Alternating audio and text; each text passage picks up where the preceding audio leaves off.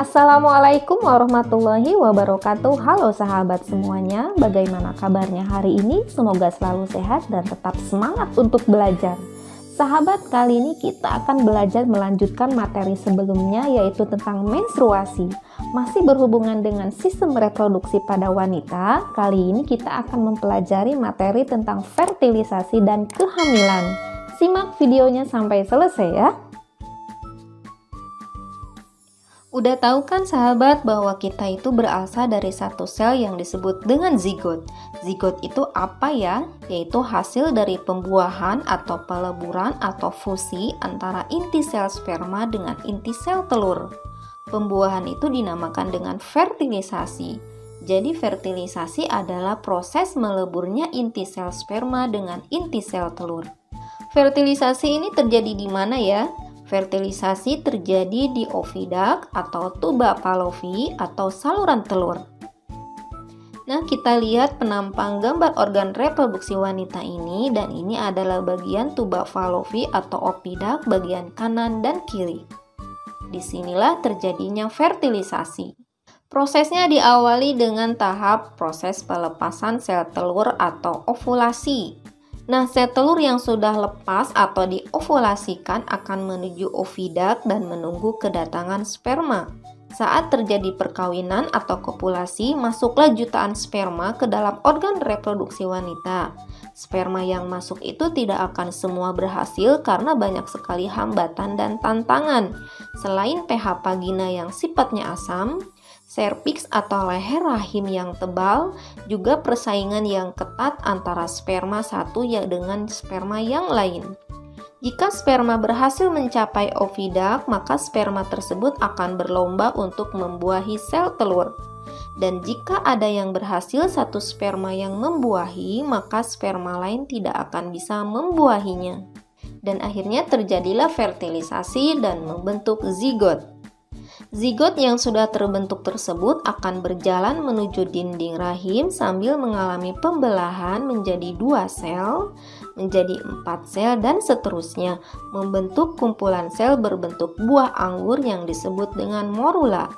Kemudian morula mengalami pembelahan sehingga terbentuk rongga yang disebut blastosol, dan sampai hari ke-7 setelah fertilisasi, tahap embrio ini disebut dengan blastula. Nah, pada tahap inilah terjadi penempelan di dinding rahim atau disebut dengan implantasi. Jika berhasil sampai terjadi implantasi, maka wanita itu mengalami kehamilan. Kemudian blastula itu berkembang menjadi gastrula yang ditandai dengan terbentuknya 3 lapisan embrionik yang akan berkembang menjadi organ penyusun tubuh manusia, yaitu lapisan ektoderm, lapisan mesoderm, dan lapisan endoderm. Bisa kita lihat lagi proses tahapan fertilisasi dan kehamilan dari gambar berikut.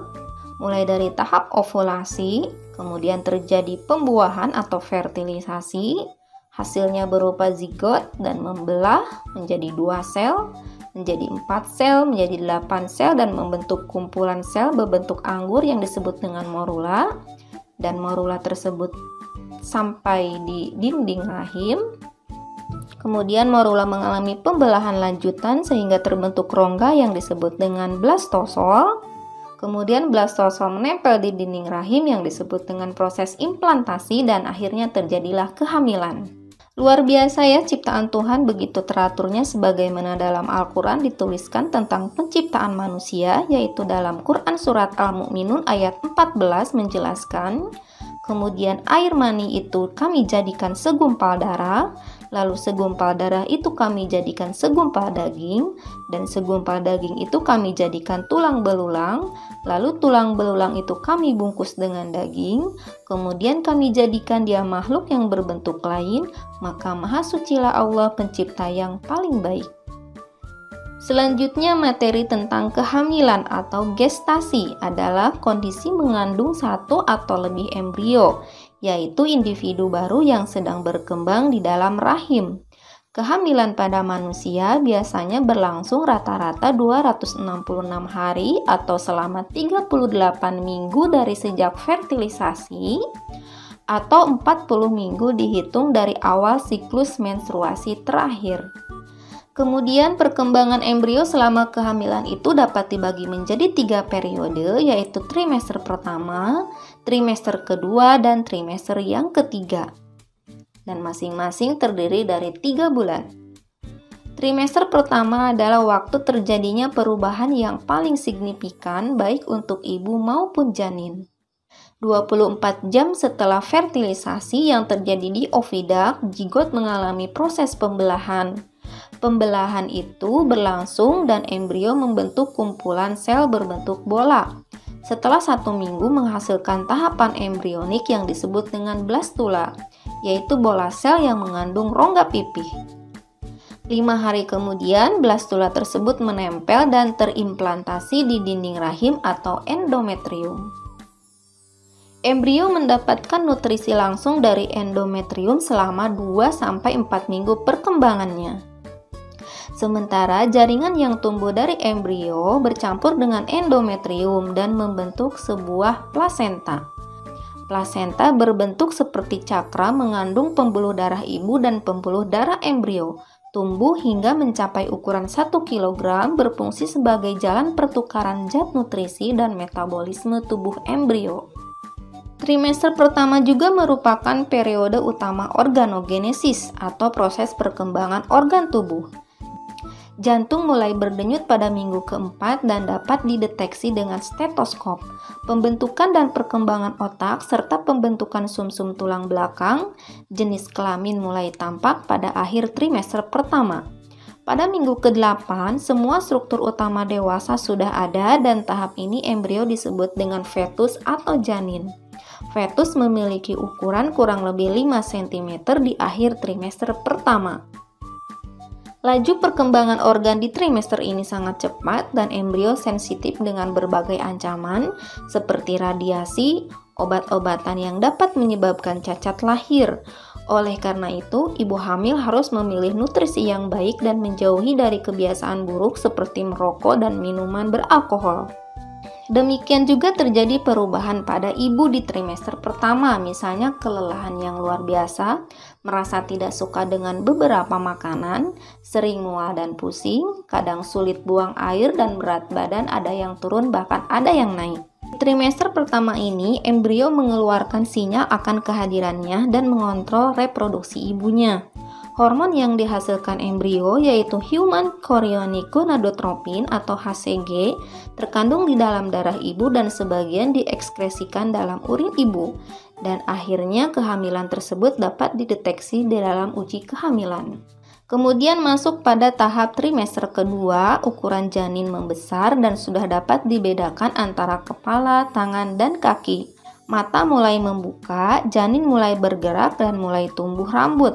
Fetus tumbuh dengan cepat dan mencapai panjang 30 cm serta sangat aktif. Ibu bisa merasakan pergerakan janin selama awal trimester kedua. Korpus luteum di ovarium ibu akan rusak dan progesteron mulai dihasilkan oleh plasenta untuk mempertahankan kehamilan.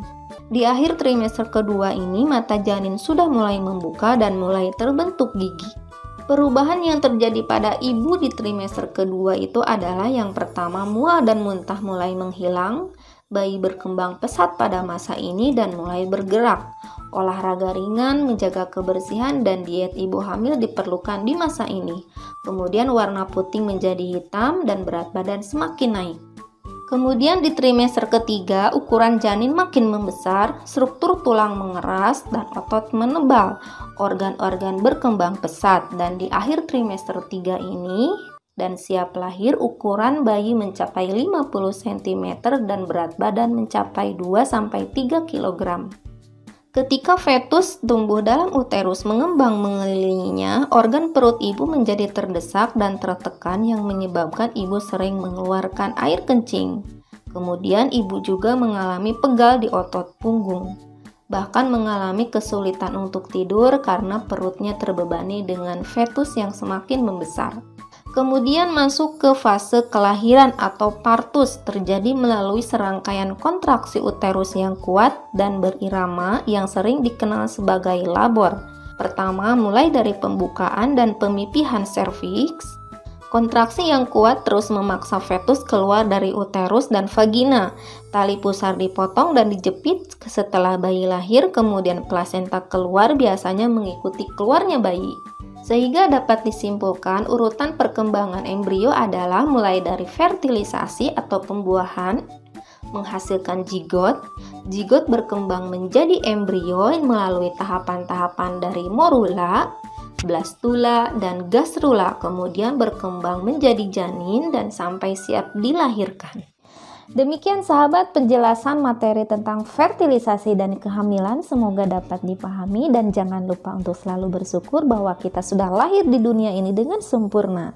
Serta jangan lupa untuk selalu menghormati kedua orang tua kita, terutama ibu yang sudah mengandung dan melahirkan. Sampai bertemu lagi di video berikutnya. Terima kasih. Assalamualaikum warahmatullahi wabarakatuh.